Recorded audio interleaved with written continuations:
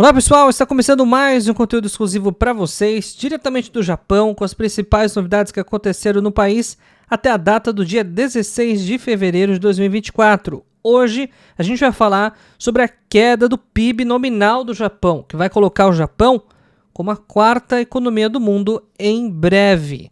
Mais informações sobre surto de gripe no Japão. A gente vai atualizar vocês a respeito do que está acontecendo segundo o Ministério da Saúde. E um triste acidente envolvendo um carro de passeio e um trem da linha JR em Toyokawa, no Japão, que deixou uma brasileira morta. Mais atualizações sobre esse incidente a gente vai trazer para vocês. Tudo isso e muito mais. Então já sabe, antes de começar o nosso conteúdo, já clica no botãozinho do like aqui embaixo para fortalecer o nosso trabalho. E você que não é inscrito ainda, tá esperando o quê? Já se inscreve aqui embaixo para receber as notificações todos os dias que a gente postar. Então, vou começar falando sobre a primeira notícia. Pois é, o Japão vai deixar de ser a terceira maior economia do mundo. Ah, mas eu nem sabia que era. Pois é, na verdade, vamos voltar aqui ao gráfico anterior. O Japão não somente era a terceira maior economia do mundo, mas já foi, inclusive durante um bom tempo, a segunda maior economia do mundo. Como vocês podem ver, por essa linha rosa, que ela vem praticamente andando de lado durante os últimos anos e décadas, em detrimento dos Estados Unidos e da China, que vem superando, que vem crescendo de forma bastante acelerada ainda. O Japão ficou estagnado desde 1990. Então, o que acabou acontecendo foi que na década, no final dos anos 2000, a China superou o Japão. E não é tanto mérito da Alemanha, mas a queda do Japão foi tão acentuada que acabou dando lugar agora da terceira maior economia do mundo para a Alemanha. Então, é uma situação complicada. A fonte é o IMF, lembrando que para a mensuração do PIB global existem outras fontes, por exemplo, o Banco Mundial tem outras formas de cálculo e outras informações que foram trazidas e são destaques, por exemplo, da diferença entre as economias, é a produtividade do trabalho. Uma das métricas que é utilizada pelo Instituto IMF para avaliar justamente o poder das economias é que a mão de obra da Alemanha tende a ser praticamente 50% mais produtiva do que a do Japão. Ou seja, na produção de riquezas. Não é necessariamente uma eficiência em conclusão de uma atividade específica. Ou seja, rende muito mais o trabalhador na Alemanha do que no Japão. Então, já começamos aqui com essa primeira informação do boletim econômico atualizado aqui para vocês, mas não é somente essa. A gente vai falar da queda do PIB também, que vem prejudicando, obviamente, a economia japonesa e, consequentemente, vai trazer ainda mais problemas daqui para frente. Mas antes disso, tem dois recados importantes. Primeiro, para você que está no Brasil, tem reentrada em mãos e pretende voltar para o Japão. A mensagem aqui é rápida para vocês. Tem campanha de passagem gratuita para você ir para o Japão e também tem subsídio de passagem se você quiser trabalhar em autopeças lá em Atiken. Então, não perca essas oportunidades, elas passam. Os embarques é só até o final de março. Então entre em contato, manda mensagem aqui em cima do DDD 11 930 30 0101. E também, se você estiver buscando passagens aéreas do Japão para o Brasil, do Brasil para o Japão, os melhores preços, as melhores condições estão aqui. A partir de R$ 6.798 ou 199 mil ienes, condições exclusivas, melhor serviço do mercado, melhor preço e condições flexíveis de pagamento. Então manda mensagem aqui em cima no WhatsApp e não perca essas oportunidades. Agora vamos voltar para falar da economia japonesa, né? Um dos motivos pelo qual, inclusive, o Japão vem retraindo é justamente a queda da sua economia. Mas não é somente a desvalorização do iene que está prejudicando a economia japonesa. Por quê? Porque lembre-se, na visão anterior, o PIB do Japão assim como o da Alemanha e da China, estava dolarizado, ou seja, indexado no dólar. Com a queda recente do iene com relação ao dólar, é claro que a paridade ela vai aumentando e, consequentemente, o iene vai ficando cada vez menos relevante e, consequentemente, a quantidade de dólares vai caindo. Nesse caso, a gente vai falar sobre os 2 últimos trimestres da economia do Japão no final do ano de 2023. E os dois foram de queda. A gente teve uma queda anualizada, ou seja, é um trimestre multiplicado por 4. Importante a gente ressaltar que não é você pegar essa taxa de crescimento, decrescimento e aí somar uma na outra para chegar no PIB. Não é assim que funciona. Essa taxa é anualizada, então é o crescimento ou decrescimento do período, do trimestre, multiplicado como se fosse um efeito anual, então multiplicado por 4. No terceiro trimestre do ano passado, o índice anualizado chegou em quase menos 4%. Ou seja, se dependesse do terceiro trimestre do ano passado, a economia teria caído quase 4%.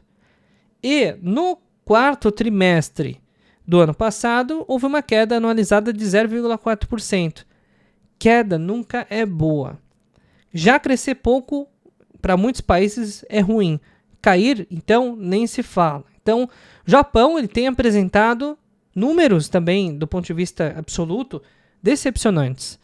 E, consequentemente, a gente tem que trazer as informações para vocês entenderem como é que está a movimentação da economia japonesa, porque a gente teve 3 trimestres muito bons no final de 2022, primeiro e segundo trimestre de 2023, mas agora a gente finaliza 2023 mal, e a tendência é que o primeiro trimestre de 2024 já esteja em também condições, obviamente, bastante preocupantes, né? Isso por conta do que aconteceu no terremoto no dia 1º de janeiro, todas as outras repercussões em decorrência do terremoto, né?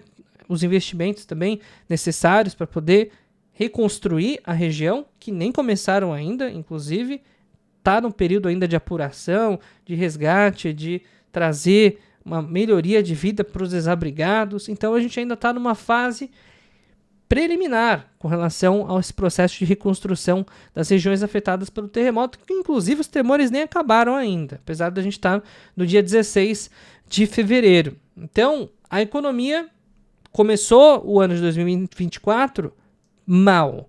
E a tendência é que em 2024 a gente tenha, sim, informações, claro que preocupantes com relação à tendência, pelo menos é o que dizem diversos especialistas econômicos. É por isso que não dá para esperar, pelo menos por enquanto, em 2024, um crescimento ou uma virada de chave tão positiva com relação à economia japonesa, porque não vai vir de nenhum lugar, pelo menos as informações que a gente tem até o momento, a tendência é mais de queda do que de crescimento. E agora a gente vai falar sobre a gripe, o surto de gripe que tem acontecido nesse momento. A gente está falando da influenza, não é o Covid especificamente. Surto de gripe que acaba atingindo a população de uma forma geral, cresce bastante no inverno, deixa muita gente doente e é um alerta para a população que, apesar dos cuidados sanitários que tem tomado, a gente vê, por exemplo, nos trens, né, nos locais públicos de alta aglomeração, muita gente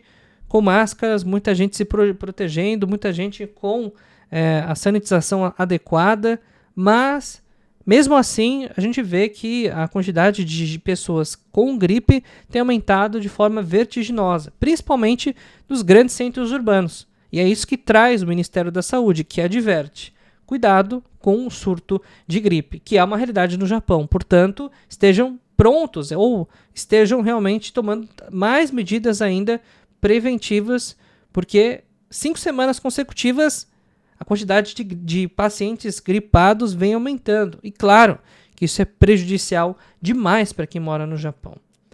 E agora a gente vai falar sobre um caso muito triste de uma compatriota, ou seja, uma brasileira de 39 anos que faleceu depois de um grave acidente numa linha de trem, em que um trem e o carro dela, de pequeno porte, acabou colidindo um com o outro. A explicação do que aconteceu, segundo a apuração do Corpo de Bombeiros, foi de que o trem se aproximava, no caso, do ponto da intersecção, onde os carros e pedestres, motos e acabam passando. A cancela, ou seja, foi abaixada em tempo. O alerta foi ativado também corretamente antes do trem passar. Tem um sinal vermelho para quem não mora no Japão, que fica piscando já, inclusive com o sentido do trem, da direita, da esquerda, da onde vai vir. Tudo aconteceu da forma como deveria, mas, de alguma forma, a brasileira acabou ficando presa ali no meio e não conseguiu sair a tempo e, mesmo tentando, depois de um ato desesperado, acabou não conseguindo fugir. O trem colidiu na parte da esquerda do veículo, que teoricamente não era onde ela estava dirigindo do lado direito, que no Japão é mão inglesa, mas mesmo assim os ferimentos foram tão intensos e o acidente foi tão forte que ela acabou falecendo, infelizmente. Então a brasileira, na cidade de Toyokawa, em Aichi, uma cidade muito conhecida ali pelos brasileiros, um polo ali, núcleo da comunidade brasileira no Japão, acaba perdendo mais uma compatriota por um acidente de trem. Situação grave. Claro, a gente sempre gera aqui os alertas para você, principalmente que dirige no Japão. Toma cuidado antes de você cruzar a linha do trem. Independente ou não de ter fiscalização, verifique todos os sinais antes de cruzar a linha do trem. Quando você faz a validação da habilitação no Japão, tudo isso é ensinado para vocês, tudo isso é repassado, né? Então a gente não tem informações aqui, pelo menos não foi informado pela equipe de investigação, sobre a identidade da brasileira, que a gente gostaria de revelar, claro.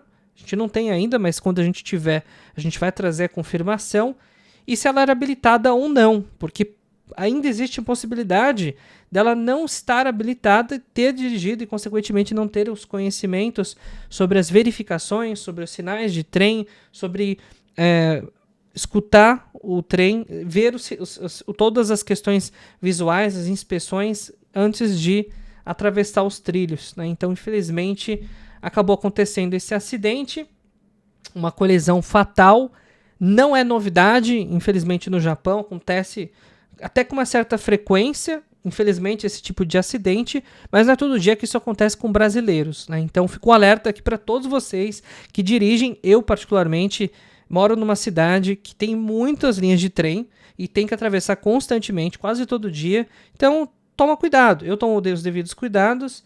Tem muita fiscalização, pelo menos onde eu moro, mas mesmo quando não tem, é necessário ter muito cuidado, mesmo em horários alternativos. Então, fica essa mensagem para todos aqui, para não, obviamente, desrespeitarem os sinais mais importantes e, principalmente, tomar o devido cuidado com relação a esse tipo de cruzamento. E agora a gente vai falar mais informações sobre um caso muito controverso. A gente está falando das abduções ou sequestros de cidadãos japoneses que aconteceram há décadas. E esses cidadãos não foram, até hoje, devolvidos, né, ao país de origem, no caso o Japão. Existem várias teorias, inclusive, que são sustentadas pelos japoneses, de que essas pessoas que foram abduzidas, sequestradas, foram utilizadas para poder ensinar a língua japonesa para os norte-coreanos, para utilizar também desse conhecimento como uma ferramenta de espionagem. E muitos desses japoneses que estão na Coreia do Norte, que foram abduzidos, alguns deles nem devem estar mais vivos, não há notícias sobre eles, mas aqueles que estiverem vivos ainda, a Coreia do Norte não pretende devolvê-los. E é claro que esse sequestro que foi feito, inclusive algumas dessas pessoas que foram sequestradas eram crianças no momento que aconteceu o sequestro, é realmente uma nota muito triste. O Japão se revolta com isso, até porque a Coreia do Norte não faz muito caso com a situação, mas é claro que para as famílias que estão há muitas décadas sem os seus entes queridos, né, acaba sendo um sentimento muito amargo, um sentimento muito triste, e que durante a vida seria interessante, claro, que a união familiar acontecesse novamente. Roubos acontecem todos os dias no Japão, mas nem todos eles com valores tão expressivos. Cartas de colecionador de Pokémon, avaliadas em mais de 100 milhões de ienes, foram roubadas. 5 pessoas foram presas em Osaka, no distrito de Naniwa. 3.800 cartas foram roubadas, e muitas com valores extremamente altos. A quadrilha que foi responsável por esse crime, aparentemente é toda composta por japoneses, que, claro, devem ser especialistas nesse assunto de cartas raras, de alto valor, esses itens de colecionador. Crimes, claro, bastante complicados, que também acontecem no Japão. A gente está trazendo aqui em destaque porque, claro, acabou repercutindo em todo o território nacional. E mais uma vez, pela 7ª vez consecutiva, a gente traz uma alta no mercado da Bolsa de Valores japonesa, mais uma alta no mercado de renda variável, o pico de quase 39 mil pontos, maior desde 1989, então a gente já está indo para a barreira dos 35 anos, e continua se valorizando. Isso porque a gente já vem dizendo para vocês quase todos os dias, o iene vem se desvalorizando, e a projeção do iene é manter a desvalorização, e a projeção das taxas de juros dos Estados Unidos é manutenção por enquanto. Então, a tendência é que o iene permaneça barato, e claro que as ações da Bolsa de Valores japonesa também. Por isso que os investimentos estão entrando cada vez mais, e nos próximos dias a gente pode chegar a 40 mil pontos. Então, para quem está investindo na Bolsa de Valores do Japão, tá sorrindo, né, de ponta a ponta, porque a valorização, a gente vem falando desde quando a gente estava em 33 mil pontos. Ou seja, desde lá para cá, a gente já está numa valorização de quase 15%. É muito para o mercado de renda variável, mesmo no Japão. E agora também a gente vai falar sobre a questão da natalidade.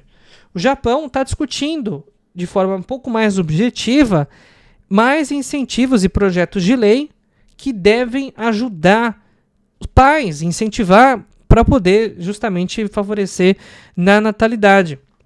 A gente está falando de vários tipos de auxílios, que são auxílios mensais, subsídio de nascimento, também a facilitação na matrícula de creches, aumento de infraestrutura. Então, todas essas medidas estão sendo tomadas nesse momento para que o Japão possa ser um ambiente mais convidativo para que os pais tenham filhos, porque a principal queixa hoje da população, mesmo os casais que não têm filhos ou têm poucos filhos, ou somente um filho, é de que a infraestrutura é cara, de que a mulher não consegue trabalhar e de que atualmente é necessário que a mulher e o homem trabalhem por causa da questão da renda, que está muito difícil para poder se manter. A renda no Japão está estagnada há 30 anos. Esse tipo de situação que está acontecendo, e claro que a preocupação é muito grande e acaba trazendo esse assunto de volta para o governo. Os índices de natalidade são terríveis, né? Não é só o crescimento vegetativo que está caindo, mas a quantidade de nascimentos despencou, e a pandemia só acelerou isso. Então a situação, claro, sim, muito preocupante nesse momento no Japão. E a gente vai falar também sobre um caso, para você que utiliza o aplicativo Line, que é o aplicativo de mensagens equivalente ao WhatsApp do Japão. Mais de 130 mil pessoas tiveram seus dados vazados recentemente, segundo a ANN Internacional. Pois é um sistema que, apesar de ser muito robusto, infelizmente foi suscetível a vazamentos no compartilhamento, inclusive de dados com algumas ferramentas, alguns softwares que acabaram impactando, e esses dados foram vazados e, consequentemente, as informações do Line também. Situação, claro, que acaba preocupando não só a população, mas também a credibilidade de um aplicativo que é o principal aplicativo hoje de comunicação no Japão. E vocês que chegaram até o final do vídeo, lembre-se, passagens aéreas são com a G-SAI Travel, e se você gostou do vídeo de hoje, já clica no botãozinho do like aqui embaixo para fortalecer o trabalho. Não se esqueça de se inscrever no canal se não for inscrito ainda. Ativa o sininho para receber as notificações, e a gente vai ficando por aqui no vídeo de hoje. Até o vídeo de amanhã. Todos os dias tem vídeo novo aqui no canal. Tudo sobre o Japão.